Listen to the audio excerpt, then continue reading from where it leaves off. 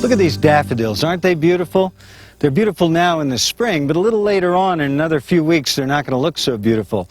The flowers will be gone and this foliage will be turning brown and dying back and looking rather ugly. But we can't cut it off because the foliage, even when it's dying down, is putting sugars into the bulbs so that we get a good crop of daffodil flowers next year. We could wait till then and remove the spent foliage, but that's a lot of extra work. Back at the turn of the century, English gardening guru Gertrude Jekyll showed us a technique of interplanting our spring bulbs with plants like hostas and ferns and daylilies that will grow up and hide this foliage. I have some daylilies here. I'm going to put one right here between these daffodils.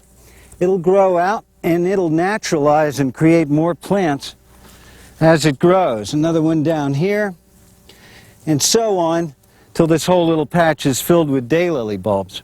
Now as this daffodil foliage dies down, the daylilies grow up. Along in June we'll have a beautiful patch of daylily flowers, and the daylily foliage is pretty in itself and will stay pretty all summer long. So for no extra work, we're going to have a beautiful patch from now until the end of the season.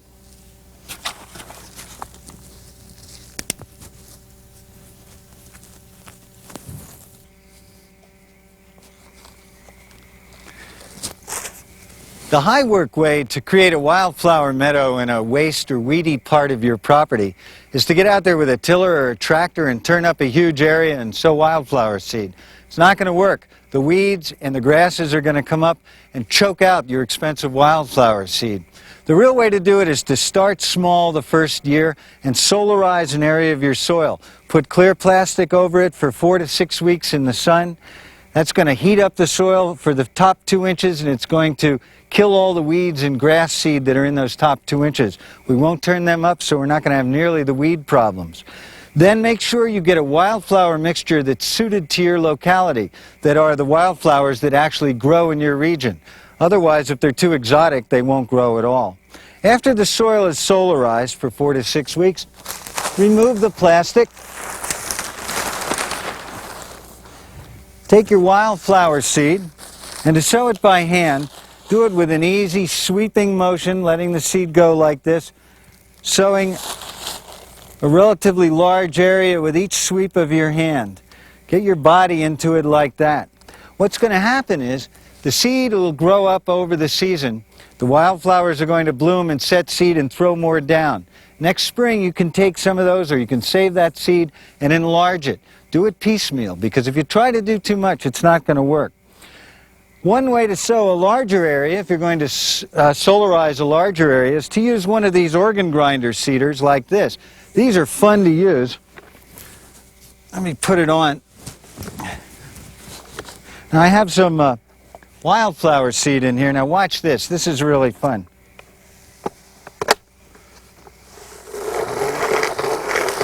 You just walk up and down the field, that thing sprays.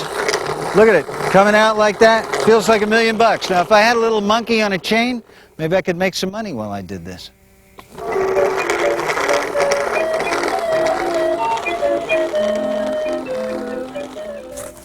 A high maintenance alternative to a weed patch in your yard is lawn grass, but that takes a lot of work, you know. You have to mow it, you have to water it, roll it in the spring, put the stuff down. A lot of work there. A nice low-maintenance alternative is the use of sun-loving ground covers such as these. I have here a beautiful new thyme called pink chintz with lavender flowers. Very pretty. This is woolly thyme. It's got a gray-green woolly appearance. This is a very nice coconut thyme. A lot of thymes are scented, and this smells very much like coconut. That's a pretty one. Here's a new type called Victor Reiter. It's a very dense mat of green. Besides thymes, there are many other ground covers. Here's a perennial grass called Festuca glauca, very pretty. It makes a very nice blue-green grassy mounds. Now the way to plant these, let me use this coconut thyme. is to take your time, pull it apart into a couple segments like that. Plant one right there. They're pretty hardy. I can get another couple pieces out of this. There we go. About 6 to 8 inches apart in the patch. And plant them in patches, not in rows, because rows kind of look dinky. This will grow to fill in. Could put all these others in similar patches and they'd grow to fill in and make a very nice patch of ground covers. Now after you have them in like that, take some mulch. Keep the weeds down between them by mulching thickly around each one. And they'll grow through the mulch to touch and fill in. Now there's a way to use the little plants in pots like this in a nursery bed. I need my blackboard. Blackie. There you go. Hi, Blackie. And what you do is you take these and you plant them in rows like this. This is just a nursery bed. This isn't where they finally go. Plant one row there, one row across the way with about a foot of bare soil between them. Mulch this with good compost, and what will happen is these plants will send out runners over the summertime, and they'll fill in this bed between. Then you can use this after they're filled in to come in, take little cuttings, and make a large area of ground covers. It's a very good technique. It's nice to have a lot of lawn around your house for playing wiffle ball and things like that, but you can give it some character by installing an island bed of perennials, which is just an island in the middle of the lawn planted to perennials. And the way you do that is you put the taller ones in the center, and then medium height ones, and then down right along the edge of the lawn. You put low ones like this beautiful Alchemilla lady's mantle, and you can vary that with other kinds of plants. Medium plants like this and very brightly colored flowers like this Enothera, evening primrose. And I think the most beautiful lawn edging of all is a cascade of these strap-like leaves that come down right over the edge of the lawn. You can kind of mow right under there. That looks beautiful. Let me show you how to make one of these island beds from scratch.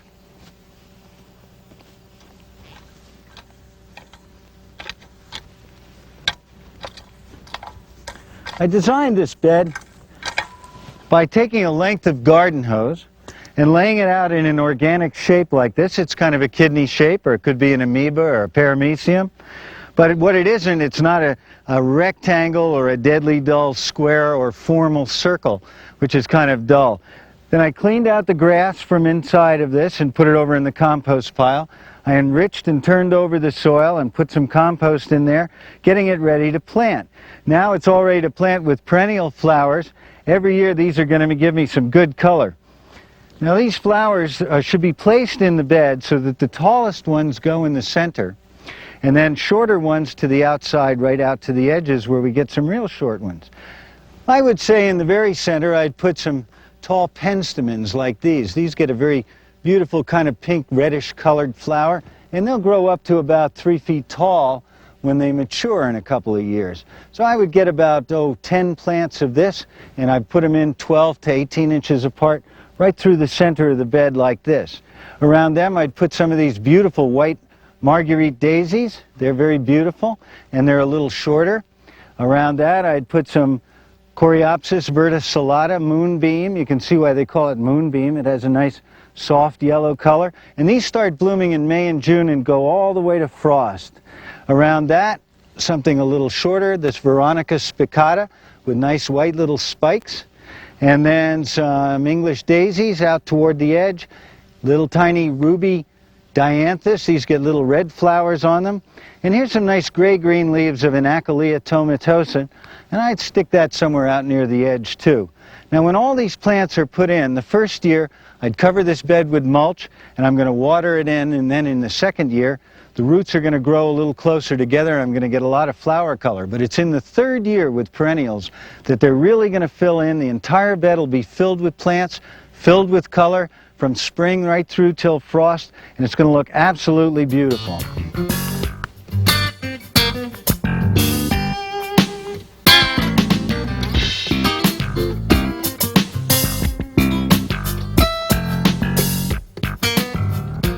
Young, fresh strawberry plants give you the best strawberries and the most strawberries. So you need to renew your strawberry bed every year if possible. Now one way to do that, the hard way, is to dig the whole thing up, take the crowns apart, take the young fresh crowns off, and replant them a foot apart. But that involves digging up the whole bed. Here's a trick that a friend of mine taught me a couple years ago, where you only dig up half the bed. Take about a 2-foot wide strip like this, and just dig all the strawberry plants out and toss them away. Leave a 2-foot wide strip, and then another 2-foot wide strip you'll dig up and toss them away. So you only dig up half the bed. Now in the spring, when the strawberry plants throw out runners, like these long runners here, and here's a runner here, train them into this soil area and cover them with soil like that, and they'll root at the bottom. They'll root anyway, but just you can put them where you want them and arrange them so that you have them about a foot apart. Now next year, these will be mature plants giving you tons of fresh berries. Next spring, you just turn this 2-foot strip under, and you turn this 2-foot strip under, and when they throw out their runners, these plants in here, you train them out into the soil strips on either side. And you keep doing that every year, so that one year they're going in here, the next year they're going out there. It keeps the bed renewed.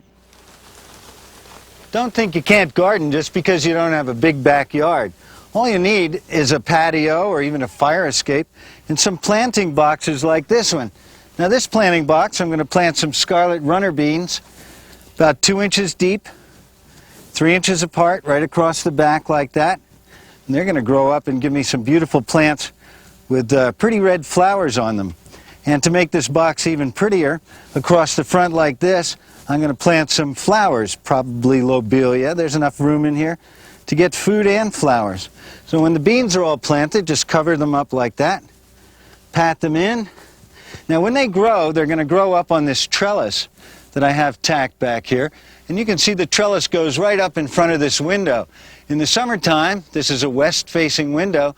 The hot sun pours in this room and gets it too hot. So the beans are going to act like a nice cover or screen to keep the hot sun out of there. And it looks pretty inside too, because it's all lit up green from inside. Now the scarlet runner beans will give you dinner after dinner after dinner, as long as you keep them full of nutrition. And the way we do that in a small box where there's only a limited amount of soil is to make some fertilizer. This is organic fertilizer we're going to make using fish emulsion. Fish emulsion is just fermented fish, just like the Indians taught us how to use back in Massachusetts by putting them under the corn plants. They've already fermented this fish and it's nice and stinky. A couple tablespoons in some water, and just take this nice brown nutritious for plants solution and just put that over the beans. In the summertime, when they start making beans, I'd do this about every 2 weeks, and that'll keep plenty of nutrition in those plants and keep them going all summer long.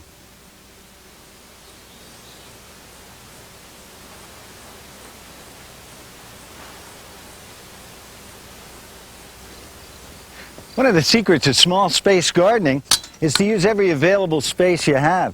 Even spaces like a steep slope like this that you wouldn't think you could use for gardening. And the secret is to build a retaining wall and a terrace behind it. Now this is a very interesting retaining wall made with stakes of bamboo and wattle, which is soft sticks that are woven behind and in front of these to make a retaining wall. This is an English method, and I love the way this looks. And behind this is a flat terrace of soil made using the cut and fill method. Let me show you how that works. Hey, Blackie. There he is. Hi, Blackie. How you doing? Okay, here's our slope coming down like that, nice and steep. Drive some stakes into the slope like that and put a board behind them. And then over here, take and shovel out this soil back here. That's your cut. Put it in this area. That's your fill. So what you end up with is a nice flat terrace like that that won't erode in strong rains. And that's what we're going to do. Let me show you how that works. Blackie, get out of here. Vamonos.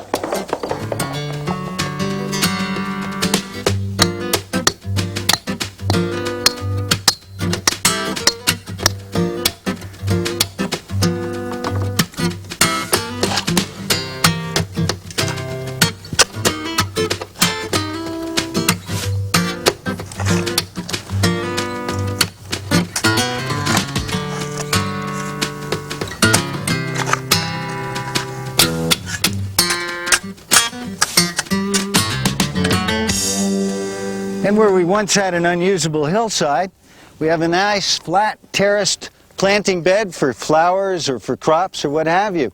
In the back here we could put another board and continue terracing, or we could finish it off with nice stones. It really looks nice. It's ready to go.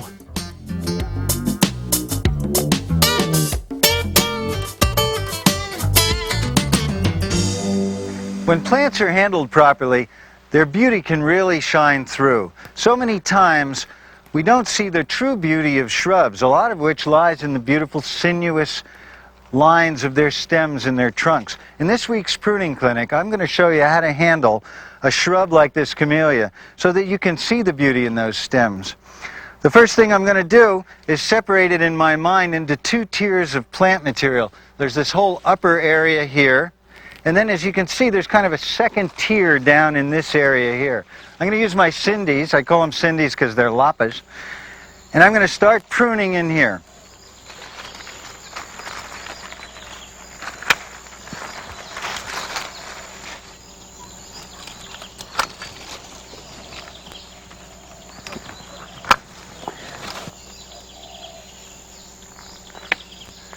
There, I've pruned this up. You can now see the beautiful sinuous lines of the stems and trunks of this camellia. Make sure that when you finish, you go back over all your cuts and take them off as close as you can to the stems so that the little stubs don't stick out, because they could be places where rots could start and damage the health of the bush. I think this looks a lot better, and you also have an area down here where you can plant some perennials and some added color to go with this shrub. Today in our pruning clinic, I'm going to prune up our little fruit tree for maximum fruit production so that it grows and develops into the best tree it can be, which means the healthiest tree it can be. And to do that, first, we're going to look for a leader, and we're going to prune to have the tree develop a strong central leader. Secondly, we're going to take out anything that's clogging up the center of the tree so air can blow through there and take care of any mildew or fungus problems. And third, I'm going to look for any very narrow branch crotches, such as this one down here. When the tree develops and grows, this is going to become weak and unstable and break off in all likelihood. So we're going to start by selecting for a leader, and as I look at this little tree, it looks to me like the main energy of the tree is coming up in this direction. This is a good sturdy looking branch, and I think I'll select this for the leader. Now this material out here is clogging up the center of the tree, so I'm just going to take this off.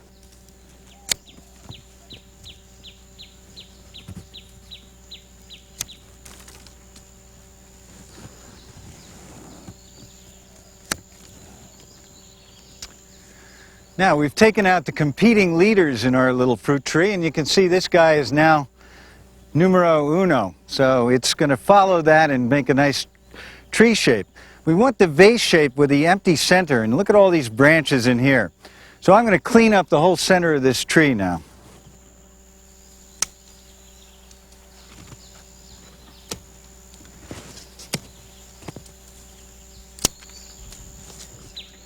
Now this is a crossing branch. As you can see, it crosses this branch right here. That's not a good situation, so I'm just going to take that out altogether.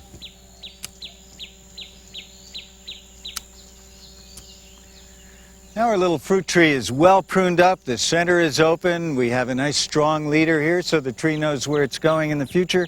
The narrow crotches have all been taken care of, and this is ready to produce a nice crop of apples. We're going to learn how to prune a bush that's run rampant and out of control.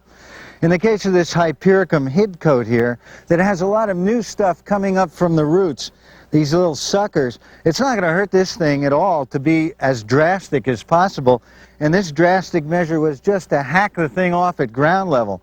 Now all these new shoots coming up are going to send up fresh wood this summer, and it's going to look really terrific by midsummer, and it's going to be blooming in late summer. So by the time it blooms, you will never see any of this kind of stuff. That'll be in the center. In the case of this spirea, this doesn't need to be hacked off at ground level. You'll notice there's nothing coming up from the bottom. If you did, you might kill it. So here what we want to do is just take out the old wood and thin it out so that it kind of opens the bush up and it's nice and airy. So I'm going to get started on the thickest canes in there. They come off at ground level, and the young canes like these I'm going to leave.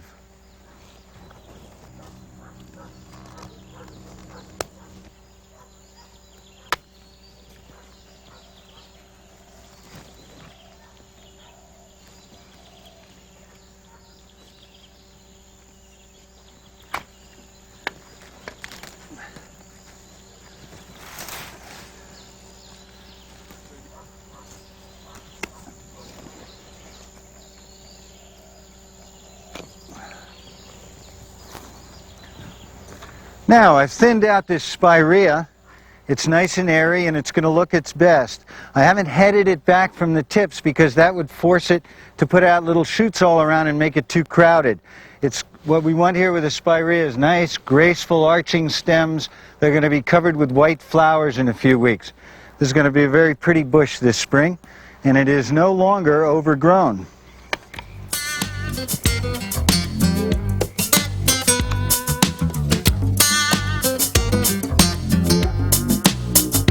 No matter what stage the garden is in, every gardener wants to have more plants. And where do we get them? Well, we can go to the nursery and we can pay for them, or we can get them from our friends, and then we're limited to what they give us, or we can get them from the plants in our own gardens.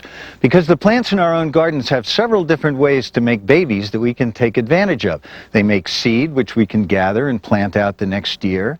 If they have a fibrous root ball, it kind of increases and we can divide them and make divisions, such as with herbaceous perennials. We can take slips and cuttings and root them in pots, and in many ways, without spending any more money, get lots more plants for our gardens and to give away as presents. Herbaceous perennials need to be divided every 2, 3, or 4 years, depending on how fast they grow, because they get too crowded, and when they get too crowded, you don't get nearly as many blooms. You want to keep your plants fresh and very floriferous, and the way to do that is to divide them. Today, I'm going to show you how to divide some chrysanthemums. This is an herbaceous perennial that needs dividing every year. Most people don't divide their chrysanthemums every year, and what happens is they run out, and that's why you don't get the bloom that you want. So I'm going to take my shovel. I'm just going to dig up a bunch like that. Let me show you what we have here. We have a tangled mass of roots with lots of little plants starting out. And you just tear these apart. And here's a plant, and if you notice, down at the bottom are some nice fresh white roots, and that's what you look for. This is a very good plant here. Find the little growing tip right in the center and pinch that out. That'll force the growth of side shoots, and these side shoots will all get covered with bloom in the fall when this plant grows up to be a big plant. So that's a nice one. And we just tear this thing apart like this.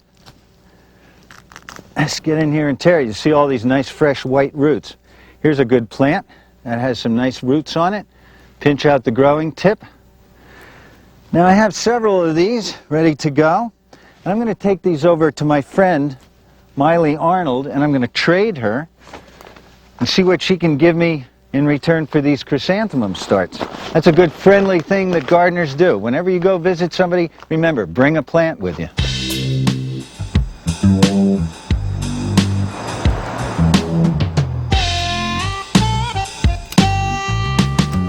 Hey Miley, how you doing? Jeff, great to see you. Good to see you too. Hey, I brought some chrysanthemum divisions for you to put in the garden. Fantastic. And I was hoping that out of the bounty of your beautiful garden, I would get some cuttings to take home to my place.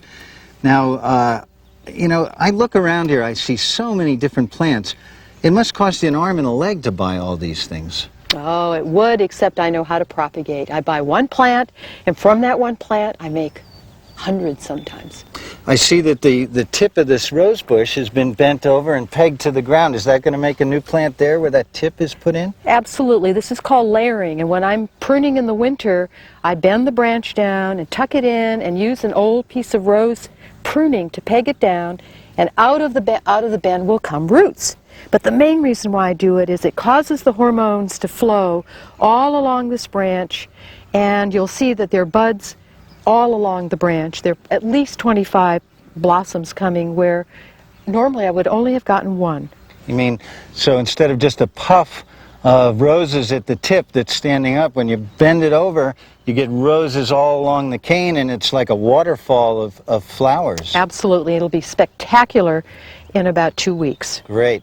Now, can I get a softwood cutting from this rose? Well, if you look at this rose, it's a little bit too soft, too flexible. It would probably rot. In about 3 weeks, we could take a cutting from this rose. But if you want some cuttings, this helianthemum down here is just in a perfect position for rooting. Oh, this is the sunrose. I love these. This has these beautiful blue-green leaves and these pink flowers. Absolutely. So all you have to do is clip a piece, pull off these lower leaves, trim off anything at the top, and it's ready to go in your rooting medium, and you'll have a new plant in about a month. Great.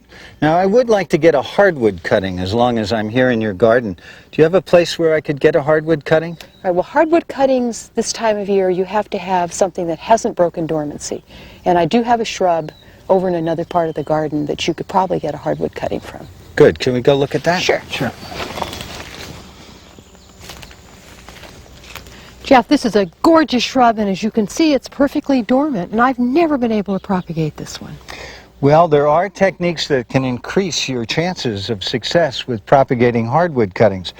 The reason I wanted to show you a hardwood cutting is they're a little more difficult than softwood cuttings, which are good for herbaceous perennials and shrubs that have lots of leaves covering them. This goes dormant in the fall, loses its leaves, and it's mostly wood. If you look right here where this stem joins the stem behind it, you'll see a little roughened collar of wood right in there. That roughened collar has been programmed by the plant to either produce green shoots or, if it's buried in the soil, to produce roots. Now what we're going to do is we're going to take this cutting by cutting it right here in front of there and cutting right behind the collar. So we have the collar. This is called a mallet cutting, and as you can see why it's called a mallet cutting, it has a little mallet head on it. Now that we have this cutting, how do we take this and turn this into a brand new plant? The key to establishing new plants is to give them a friendly environment, a sterile medium with lots of moisture. Now, I have one of these sunrose slips here. I've taken the apical, the end bud out, and I've stripped the leaves off the bottom. I'm going to dip that in water, and then I'm going to take this rooting hormone that you can get at your garden store, dip it in that so the whole bottom of the stem is covered. Take a little pot and a stick, and I'm going to poke a hole in the potting medium, which is perlite and peat moss, half and half. If I didn't poke this hole, when I put the slip in, the soil could scrape the rooting medium and the rooting hormone, that is, away from the stem, and we wouldn't want that to happen because we wouldn't be guaranteed of a good root. So that's all there is to it. Now you remember our little mallet cutting that we took and the collar around there from which the roots are going to grow. It's the same thing. Dip in a little water so the rooting hormone sticks. Dip it in there so it looks like that. Plenty of hormone on it. Poke a hole in there. Set it down in the potting soil. Firm it up around it. And from each of these little buds, little new shoots will grow and leaves, and that's all there is to it. And we're going to get some new plants from that. Another thing you can do to protect your plants is to put some sticks in the pot around it like this to hold a plastic bag away from the plant you're rooting. Now the plastic bag is going to hold moisture in there, and you can put a couple little ventilation holes in the top, and that'll prevent the plant from transpiring so much water that it dries out and dies before new roots develop. Now this is how you pot up ordinary plant material. Miley said she had some more interesting plant material to work with, and I'm going to go take a look at that.